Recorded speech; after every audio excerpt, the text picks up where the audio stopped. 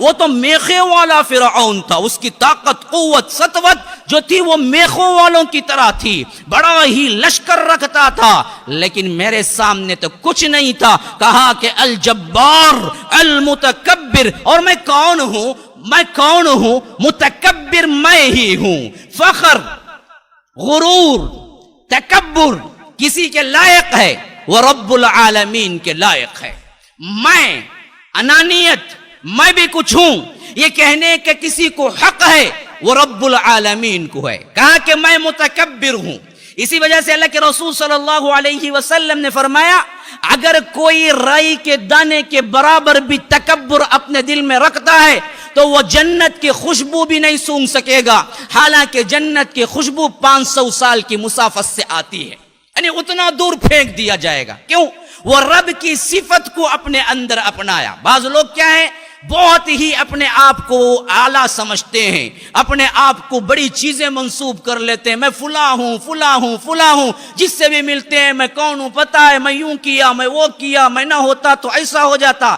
تو یاد رکھیے یہی فخر کی علامات ہیں۔ اچھا پہن لینا، اچھا اوڑھ لینا، اچھی طرح لباس رکھنا، اچھی طرح پرفیوم لگانا، یہ نہیں ہے۔ اللہ کے رسول صلی اللہ علیہ وسلم نے تکبر سے منع کیا تو ایک صحابی اٹھ کے کھڑے ہوئے، کہا کہ ان اللہ جمیل یحب الجمال، اے اللہ کے رسول ہم اچھے کپڑے پہنتے ہیں اور اچھے لباس کو ترجیح دیتے ہیں، اچھا عطر لگانا چاہتے ہیں، کیا یہ بھی تکبر ہے؟ تو اللہ کے رسول نے فرمایا کہ نہیں، ان اللہ جمیل یحب الجمال، اللہ بڑا خوبصورت ہے، خوبصورتی کو پسند کرتا ہے، یہ تکبر نہیں ہے۔ تو فرمایا کہ پھر تکبر ہے کیا؟ فرمایا کہ الکبر بطر الحق وغمط الناس، کہ لوگوں کو حقیر سمجھنا اور حق معلوم ہونے کے باوجود بھی انکار کر دینا، یہ تکبر ہے۔ کپڑوں سے تکبر نہیں ہوتا، یہ اس طرح کا تکبر ہے کہ آپ کے سامنے پیش کیا جائے، دیکھو جی آپ غلط کر رہے تھے، بخاری میں یوں حدیث ہے،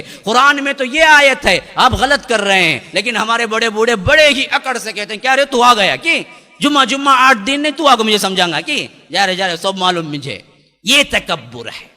حق سامنے آئے، اپنی انانیت آڑے آ جائے اور کہے کہ میں نہیں مانتا، یہ تکبر ہے۔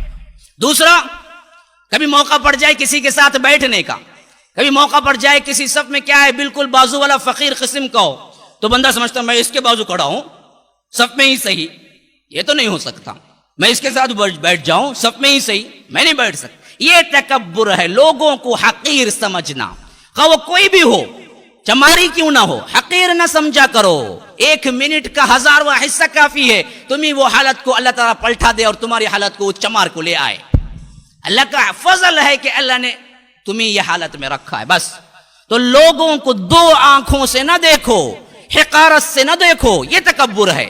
اور اللہ کے رسول نے فرمایا التکبر الکبریاء، یہ اللہ کی چادر ہے، الکبریاء ردائی، تکبر میری چادر ہے، جو کوئی اس میں سوراخ ڈالنے کی کوشش کرے گا میں اس کو پھاڑ کے رکھ دوں گا، جو کوئی تکبر کرے گا میں اس کو یہیں پر ختم کر دوں گا، ٹکڑے ٹکڑے کر دوں گا۔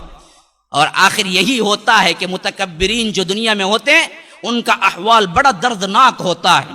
پھر اس کے علاوہ حشر کے میدان میں جب آئیں گے نا، اللہ ان کو چونٹی کی شکل دے گا، ان کے روحوں کو چونٹی کی، روحوں کو ان کو کیا بنا دے گا؟ چونٹی کی شکل دے گا، اور وہ چونٹی میں رینگتے ہوئے آئیں گے، اور لوگ دیکھتے ہی پہچان لیں گے یہ دنیا میں متکبر تھے۔